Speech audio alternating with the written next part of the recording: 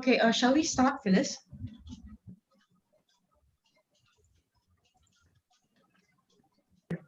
Happy to start. Okay. Hi, everyone. Good afternoon, and thank you for joining us on this webinar.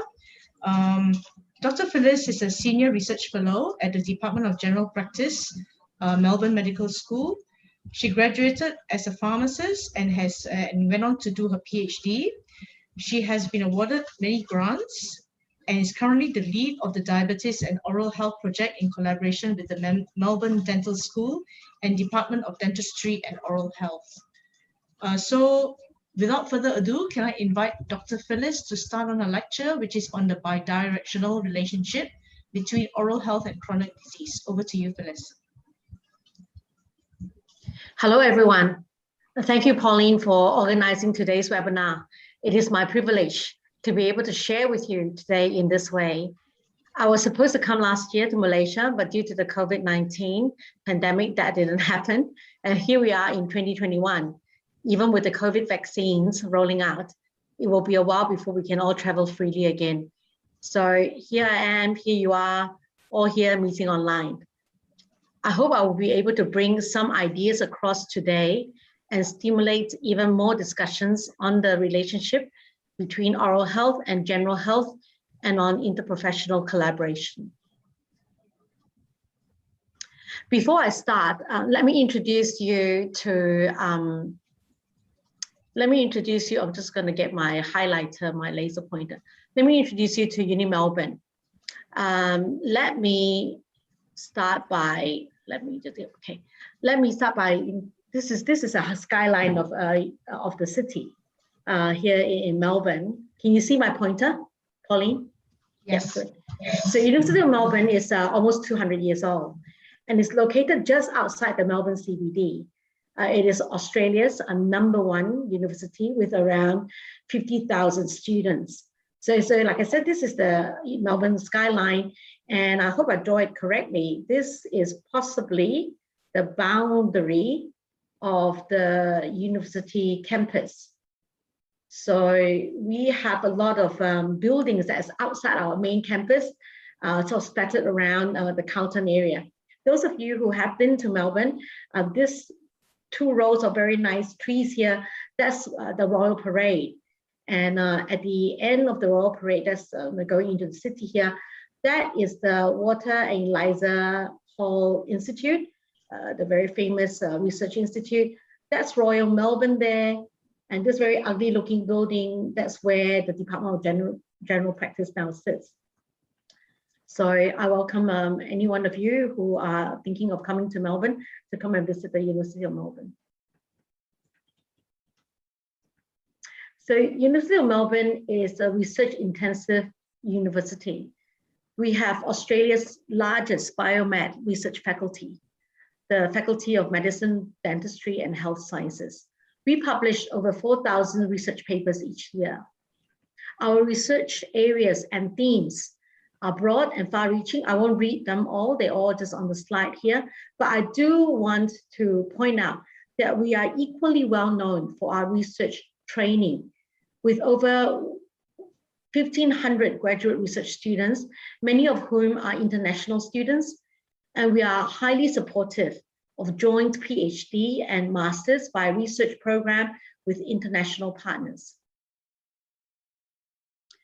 The Department of General Practice sits within the Faculty of Medicine, Dentistry and Health Sciences.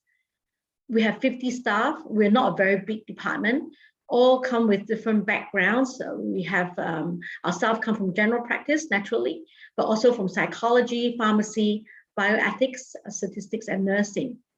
We have around 50 to 60 research students at any one time, working on a range of research programs. And our students include, obviously, the PhDs and the masters and honors students, and our Doctor of Medicine student in their 3rd and 4th year also do some time with us. Sounds like they're doing time, but they do some time with us in their research project, and academic GP registrars as well, who are doing their 2nd or 3rd year of GP training, and of course the Master of Public Health. Our department also houses the Victorian Primary Care Research and Education Network, or VBRN, what we call VBRN, which is one of the largest primary care PBRN in Australia. I'm not sure how familiar you are with the concept of PBRNs, what they do and how they are established. But if you are at all interested, I'll be giving a webinar in December about PBRNs. So there I've shamelessly given a plug to my own event. So the VBRN was established in 2007 with only 5 practices.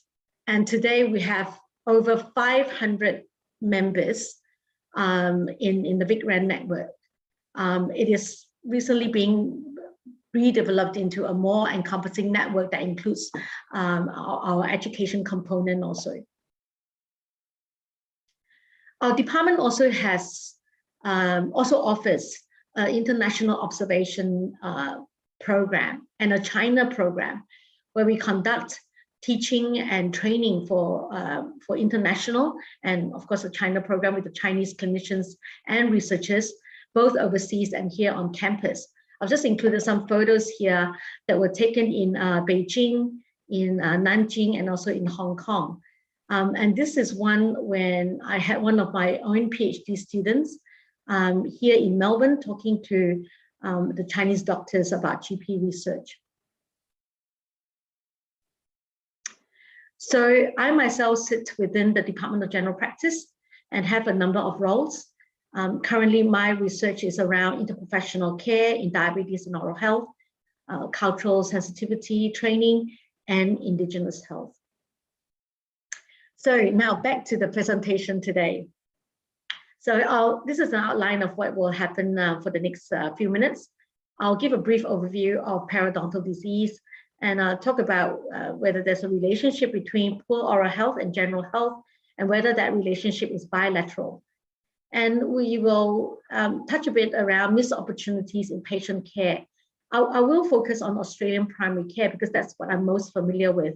But if there's any insights from you, from the audience around what is happening in Malaysia, that will be really good to hear also.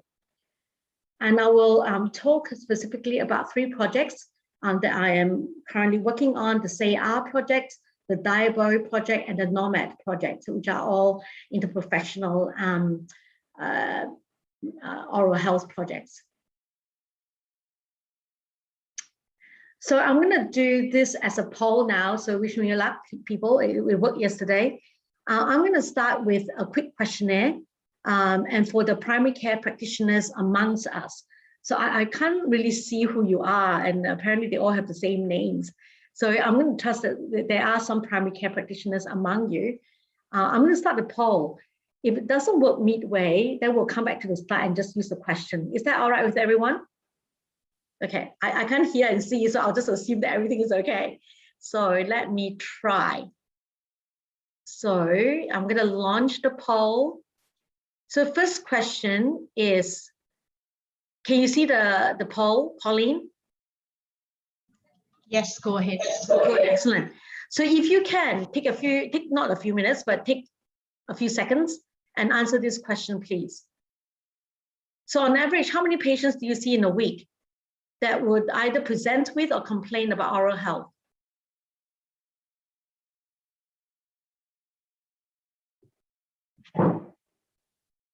Okay, good, excellent. So 4 out of 12 voted. Can I assume there are only 4 primary care practitioners amongst us? Yeah, I think so, Phyllis. Okay, all right, okay, that's good. It's a sample size of 4. We'll just take it as it comes. So, okay, that looks like, I'm going to publish it. Sorry, let me share results, apparently. Can you see the results? Good. All right, so out of the 4 of you, 3 of you see about 1 to 10 patients, and 1 of you see a few more.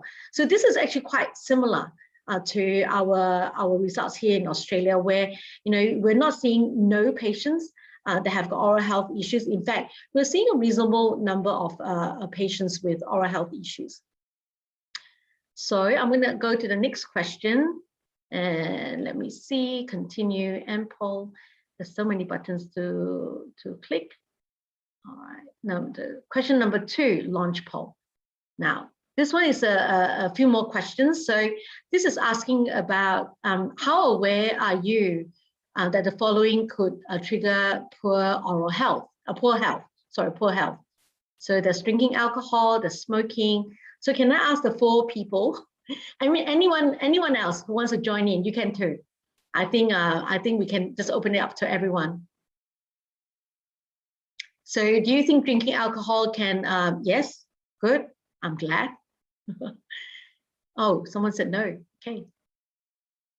I think moderately, I think amount, I mean, Australia is a wine drinking country, so smoking, yes. How aware are you about poor oral hygiene? Yes, so one of you said you're not sure. And actually, you know what I should do? I should do this. Share results. Sorry, I forgot to do that. Can you all see the results now? So when we talk about poor oral hygiene, obviously there's some people who are not very sure. Gingivitis, not very sure. Periodontitis, not sure. Tooth decay, not sure. And how aware of, about dental infection, also not sure. Okay, so there is some uncertainty about whether oral health has an impact on just general health.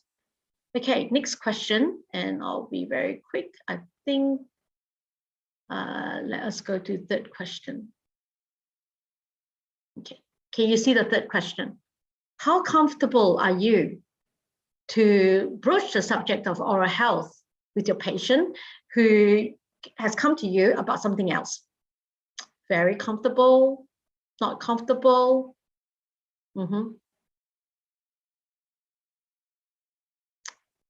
Excellent. Okay, I'm going to end polling and share results.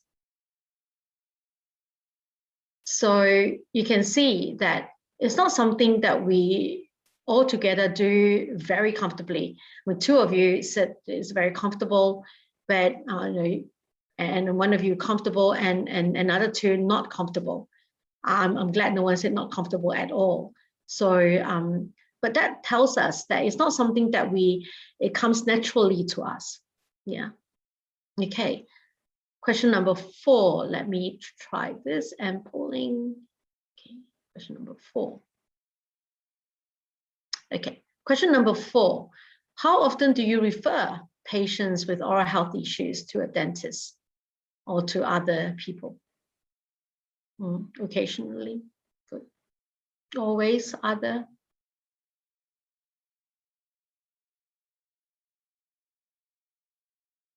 Okay, sure. I'll just wait another second or so for one more person.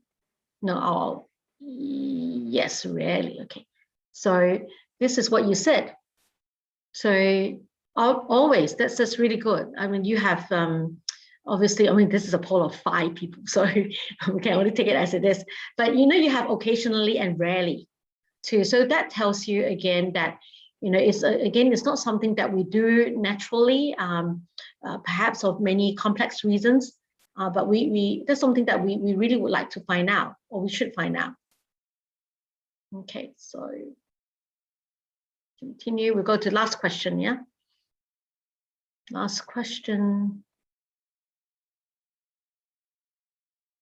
Okay, can you see the last question? In your view, would better collaboration between primary care professionals benefit patients? I'm talking specifically about, general health and oral health, of course, in this case.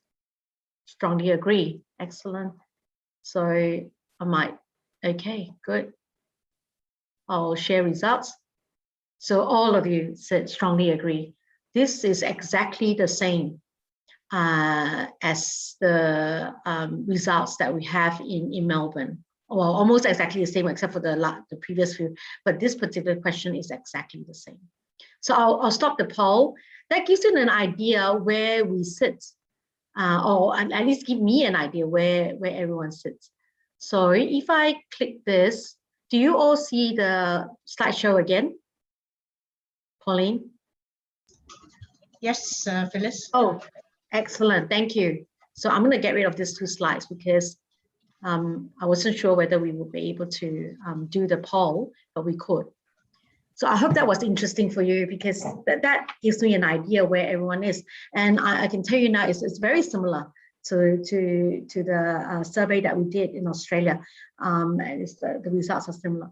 So now I'm guessing, I don't know whether I'm right, I'm guessing that most of you who are present today in the webinar do not necessarily have a dental or oral health background. So I thought I'll just give you a quick overview of what is periodontal disease. But I want to say up front that because I'm not a dentist or an oral health practitioner, that, please forgive me. So my sincerest apology, especially to any dental colleagues amongst us. And please feel free to correct me if I get anything blatantly wrong. So put simply, periodontal disease is a condition of the gums. It is the 6th most prevalent non-communicable disease, according to WHO. It affects 30 to 50% of the population. In some parts of the world, this proportion is higher. Definitely in China, it is higher. And 10% are affected severely. The less severe gum condition is gingivitis, which, if left untreated, can gradually progress to periodontitis and become chronic. A proper diagnosis needs to be made by clinical and radiographic examinations. And the sooner gum problems are diagnosed and treated, the better it is. But then in Australia anyway, only 40% of people visit the dentist regularly. So there needs to be another way of identifying gum problems. I don't know whether you know what the percentage of people who visit a dentist is in Malaysia, but there needs to be another way for us to better identify gum problems. Fortunately for periodontal disease, there are signs that could indicate that someone is at risk or has the disease. So for instance, age. The prevalence and severity of periodontal disease increases with age. 25% of 35 to 54-year-old in Australia had moderate or severe periodontitis, pretty high. This proportion increased to 44% in the 55 to 74-year-old, and even more to 61% in the over 75-year-old. Smoking and diabetes are also risk factors. If the patient has previous history of gum problems, for example, recurring gingivitis, or if the patient complains of bleeding gum, dry mouth, or pain from the gums. For those who are not familiar with the Quit Smoke campaigns that Australia is famous for, this picture that you see on this side here is what we stick on cigarette packaging to discourage people from smoking. And if you can lift the lips of patients and visually inspect the gums, you will notice swelling and redness and bleeding. And you will notice tartar and plaque built up on the teeth and very likely also halitosis. There are more and more evidence that there is an association between poor oral health and chronic conditions. And this association is very likely bidirectional because chronic periodontal disease and many other chronic diseases at their core are linked to inflammatory responses. Study after study have shown that people who have poor oral health, such as gum disease or tooth loss, have higher rates of cardiovascular problems, such as heart attack or stroke, than people with good oral health.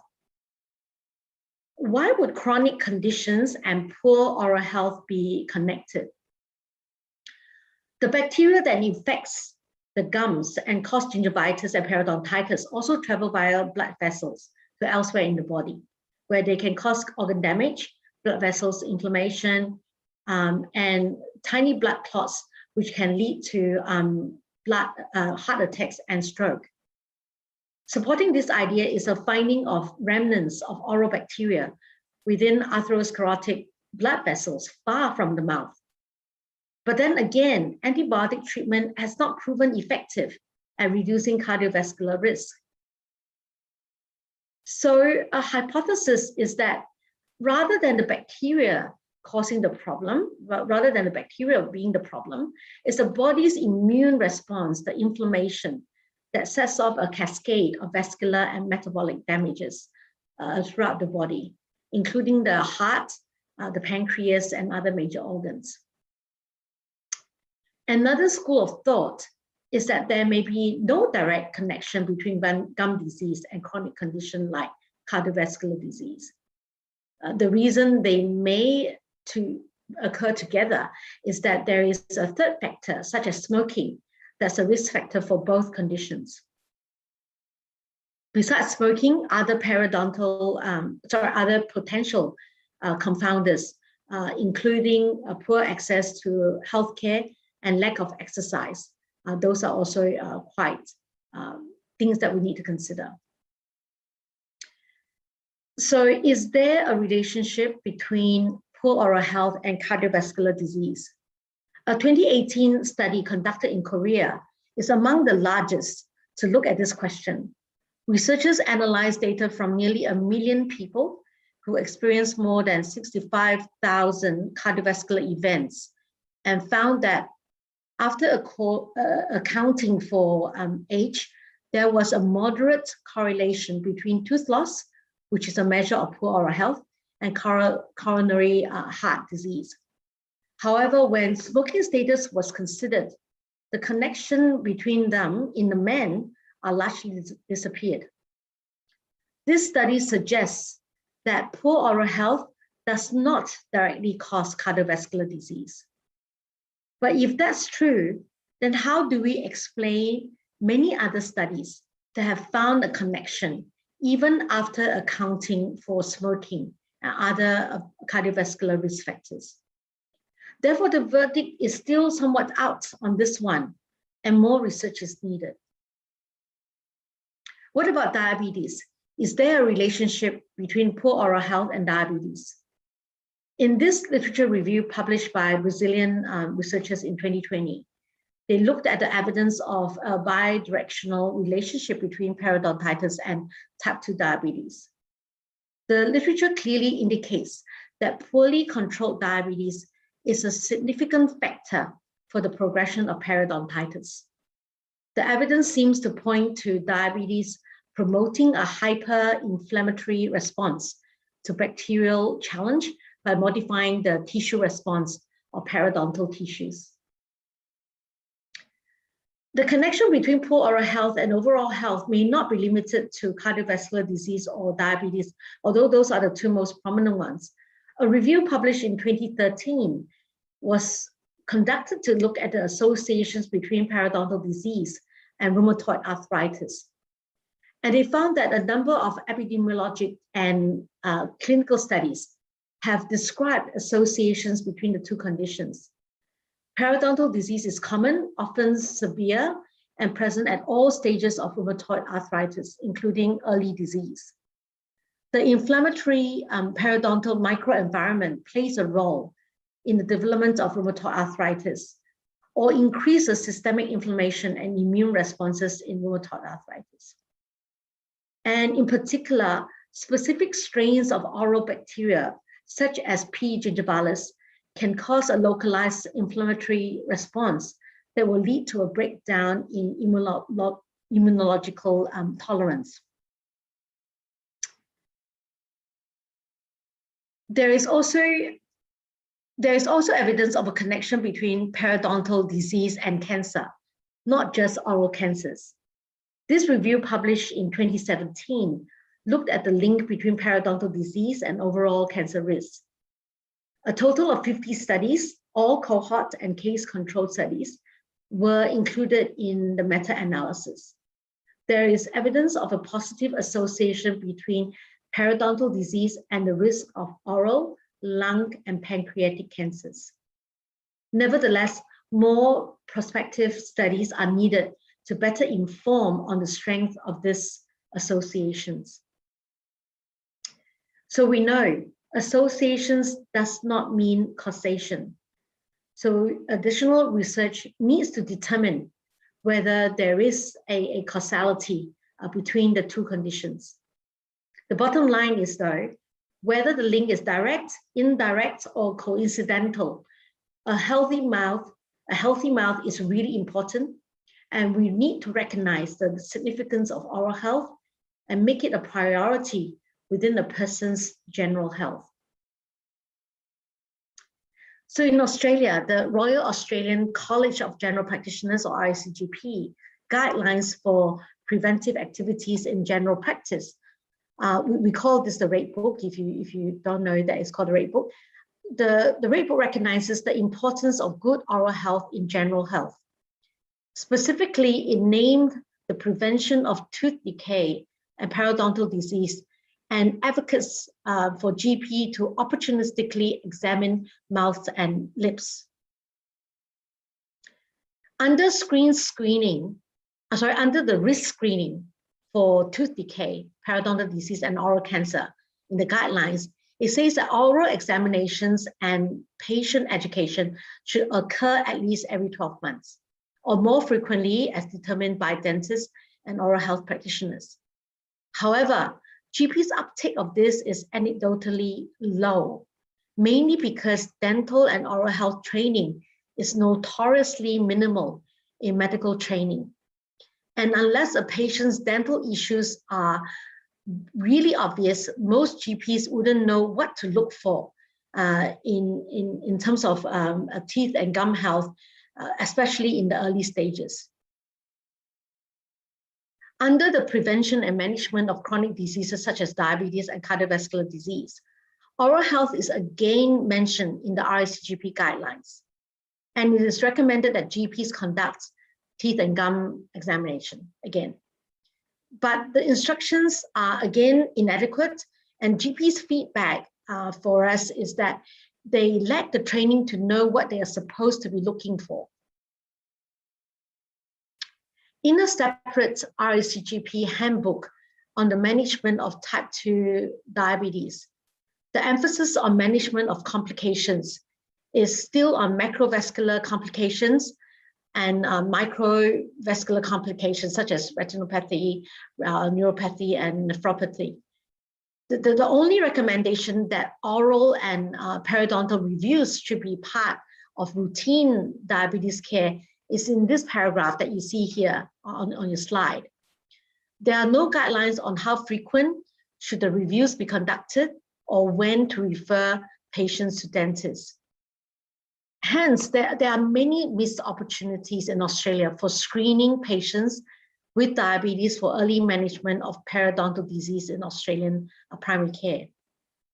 I might ask you now the audience to reflect on your situation in Malaysia. Is it similar? Are there missed opportunities? Is it better than Australia or worse than us? Do you feel that you have missed opportunities to manage these patients better? You might want to write this in the chats, and Pauline afterwards maybe can read them out if time permits.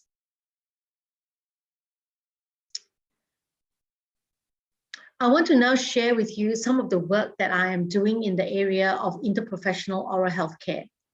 Another plug here, if you are interested in interprofessional care research, I'm doing a workshop in June, so you're most welcome to come to that. So firstly, the SAY-R project. It is a project on halitosis management, and you might ask, why halitosis, why bad breath? If you recall from my earlier slides, halitosis is one of the signs of periodontal disease and can indicate underlying disease, especially if it's persistent. So SAY-R was a collaborative project between the University of Melbourne, Deakin University, and La Trobe University. It was supported by the dental practice-based research network called the Evidence Foundation, and also VBRN. In phase 1 of SAY-R, we used a mixed methods design to explore dentists, GPs, pharmacists' knowledge and experience with halitosis. We found that GPs were comfortable with managing halitosis only when it had a systemic cause. For example, a respiratory or GI cause, liver disease, kidney disease, that sort of thing. GPs and pharmacists were more confident to recognize halitosis and gingivitis than periodontitis, which isn't unexpected, considering there wasn't a lot of undergraduate training in oral health in those health courses. These healthcare professionals didn't seem to do much referral to each other. Pharmacists and GPs do tend to refer to each other a bit more than them to the dentist. Again, I don't know what the situation is in Malaysia. But the good thing was, as I said to you, most people who did the survey with us in this project thought that interprofessional care could benefit patients. Now, this is a very complex conceptual mapping of the themes, sub-themes, and sub-themes that we analyzed from the qualitative interviews that we conducted in this study. For the sake of everyone's sanity, I'll just share a few of the more interesting findings on barriers and facilitators to interprofessional collaboration. GPs and pharmacists lack the knowledge and awareness about oral health and system barriers. For example, very few co-located medical and dental practices and a lack of monetary incentives were identified as barriers that hindered interprofessional collaboration. People made many suggestions on what could facilitate interprofessional collaboration. An algorithm on when to refer and to whom was one suggestion. Many suggested more oral health education for GPs and pharmacists. And more innovative suggestions include health promotion via social media and online interprofessional networking, maybe something like a Facebook group. So that was phase one, where we explored healthcare professionals' views. In phase two, we conducted interviews with patients because very little is known about Australian consumers' perception of halitosis, causes, and what they do. So we've just recently got this published, well, not published yet, but in print in the International Dental Journal. We found that halitosis is common. Most people notice them first thing in the morning, and many would self-treat, but very few would go and see a health professional because they didn't think that it was serious, or they thought that it was normal to have a bit of bad breath. In phase three, we took what we learned in phases 1 and 2, and we developed 2 fact sheets. What is halitosis? Examines the causes, and management of halitosis provides advice. On how to manage the issue depending on the cause. These fact sheets are now being widely disseminated in Australia to promote and improve halitosis management throughout collaborative care, collaborative care provided by dentists, GPs, and pharmacists. The Diabetes and Oral Health Program, or DIABO, looks at interprofessional care.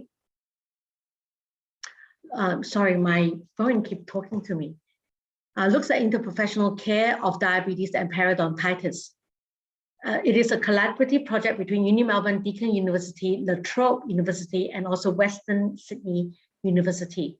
And we received initial funding from Diabetes Australia. In this program, we have developed an interdisciplinary diabetes and periodontitis education program for GPs, oral health practitioners, pharmacists, and diabetes educators. The training consists of, the training program that we developed consists of an online module, and then a workshop and a follow-up online refresher module. We have published our systematic review and have piloted the education program with really good results in increased awareness, knowledge, skills, and desire for more interprofessional collaboration. It is interesting to note that we, as hard as we tried, we were not able to recruit any dentists to do the training. We have also conducted a lot of exploratory work in this program and have developed an interprofessional care conceptual model. In order for interprofessional diabetes and oral health care to occur, we will need to increase capacity building. We will need to have a practice environment that is conducive to collaboration, and we will need decision support and sustainable policies. Our plan is to apply an implementation science approach to explore the feasibility of the model. Now, the next project, the last one I'd like to share with you is a Nomad project. It is a collaborative project just started this year between University of Melbourne, La Trobe Uni, and First Step, an alcohol and drug recovery service in Melbourne. And this project is supported by Evident Foundation. Aim of Nomad is to normalize oral health as part of alcohol and drug recovery by co-designing an interprofessional intervention with First Step staff and clients. Just a little bit about First Step. It is an alcohol and other drug, AOD, recovery service in Melbourne. It provides clients with free addiction, mental health, and legal services. It also provides multidisciplinary service, including GP consultations, mental health care, legal services, case coordination, and peer support. So our objectives are to co-design the interprofessional multi-pronged whole of service intervention, then to pilot it at First Step, and last but not least, to lobby help policymakers and advocates to normalize the intervention in First Step and other AOD services and community. So as I said, this project has just started this year, and we're applying for ethics at the moment to do this. So that's the end of my presentation. I thank you for your attention. Just feel free to get in touch with me if you'd like more information and would like to collaborate on any interprofessional research. I'm happy to take questions. Thank you, Phyllis, for that very interesting lecture. Could I invite the attendees, the audience, to actually type in the Q&A box at the bottom? At the bottom of your Zoom screen, you will see a Q&A icon. If you could type on that, then Phyllis will actually answer the questions if she can for you.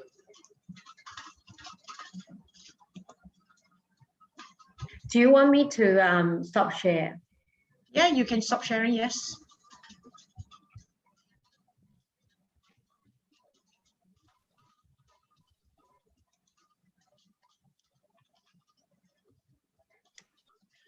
Well, So let me start off with a Go on. question then, Phyllis. Okay, how difficult was it to actually, which was your first project? My very first project in interprofessional oral health and general health is a diabo project. Okay, how difficult was it to actually start the interprofessional collaboration with the diabo project? It wasn't hard at all. I think particularly from the dental side, it was not hard at all. There was a lot of impetus from my dental colleagues, particularly from University of Melbourne and also from La Trobe University, to want to do this, because they're very aware that the reach of dentists into the community is very low.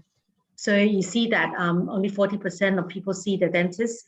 I'm talking about any form of seeing the dentist not regularly, is only 40%. And our uptake of, we have public dental health also. Our uptake of public dental health is also very low, surprisingly, because dental treatment is very expensive in Australia. I don't know what it's like in Malaysia. So it is surprising the uptake is low also in the public sector. So the dentists really want to collaborate so that to work with other healthcare professionals to increase the reach into the community. There was some pushback initially from primary care, from general practice. I've got to confess. I think the pushback was more around, and I trust that there are GPs amongst the audience that GPs are already asked to do 10,001 things already. They're asked to do everything from mental health assessment to quit smoke to healthy lifestyle advice and all that. So they're doing a whole lot of things. So it's just adding another thing to the plate, and some were resistant. But we, when we conducted that training, that interprofessional training that we did, and we purposely put all of them together in the same room. We put diabetes educators, oral health practitioners, and GPs and pharmacists and all that all in the one room. That immediately the sense that this could be done, and it's not going to, in fact, it's going to improve, not just improve the patient's outcome, but improve their own efficiency. Also, that becomes very clear, and then that makes sense. Thank you, Phyllis. We actually have two questions. We have two questions here. One of the questions I'll read out to you. Could I ask you if you have any data on oral microbiome for the patients with poor oral health in both urban and rural patients? We are doing a study currently and are interested to network more in this area. Right. So the short answer is no, I don't have that data, but I can definitely link you up with my colleagues, my dental colleagues. This is more really a dental question. So I don't know who asked the question. It's Yukong, but I don't think it's Yukong who asked that question. So no, sorry. No, I think this will probably be a dental colleague, but we don't know your name. But if you could email Phyllis or myself, we'll then put you in. We'll provide you that data. Is that right, Phyllis? Yeah. Look, I don't want to miss you. This is very precious to me to be able to communicate with you guys and collaborate. If you want to put your name and email address in the chat box now, I will quickly copy it onto. I'll quickly save it so that I will get back to you. Okay, so this is actually Key here from medical. So he'll get in touch with you through your email, or Key, you can also email Phyllis or myself directly. Okay, thank you very much, Key. All right, you have another question in the chat box over here that says, the inflammation relationship you mentioned, were higher inflammatory biomarkers reported in those with poorer oral health versus those without? Yes. Were there any particular inflammatory biomarkers that you knew of? So I can't answer that question. Or the readings that I do is that there's definitely a higher inflammatory biomarker. Exactly what it is, I can't answer it right now. But yes, there's definitely. I mean, you can imagine it. There's inflammation in the gums, in the mouth. That will definitely. That's what you would expect. Okay. Thank you, Phyllis. Was there any other questions from the audience? Okay. If there aren't, I just wanted to let you know that the University of Malaya appointed Dr. Phyllis as a visiting academician for 2 years since last year. As she mentioned, she was supposed to come last year, but because of the COVID pandemic, nobody could travel, and we basically lost out 1 year. But we will try and get the visiting professorship amended, as in starting from this year for the next 2 years. But what I actually wanted to say was the webinar that she's giving today is actually just a teaser, is to get you all to think that there is a lot of work to be done amongst the family physicians, the pharmacists, and the dental and our dental colleagues to interprofessionally collaborate, because I think there is a lot of potential for research network collaboration between ourselves, University of Malaya, and the University of Melbourne to look at future research projects together. So I'm going to let it go at this stage right now, but to keep your date open for the 29th of June, where I will be organizing with Phyllis an interprofessional collaboration workshop. So keep that date free. And of course, because it's a workshop, it will be limited to participants because we want it to be interactive and we want something to come up from that workshop. Yeah, Phyllis? Yes. Absolutely. So, yes. So keep that date free and watch out for more exciting announcements with regards to future webinars with Dr. Phyllis.